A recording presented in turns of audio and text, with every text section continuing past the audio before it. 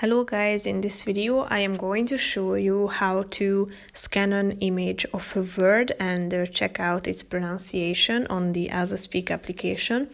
But first I just want to mention, don't forget to subscribe to my channel because at 10,000 subscribers I am going to show you my whole YouTube revenue statistics and growth strategy, how to make money online. So let's jump into it. First of all, open the application on your phone.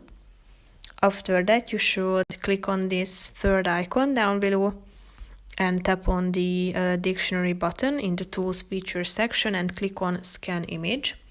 After that, tap on camera.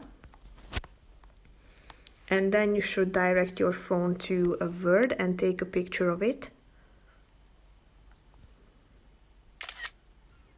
After that, tap on use photo down below, and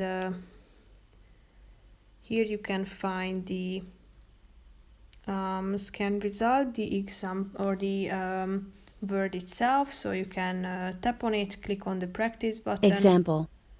Check out its pronunciation. You can add it to your study set and check out whether you can pronounce it correctly or not by tapping on the microphone icon. Example.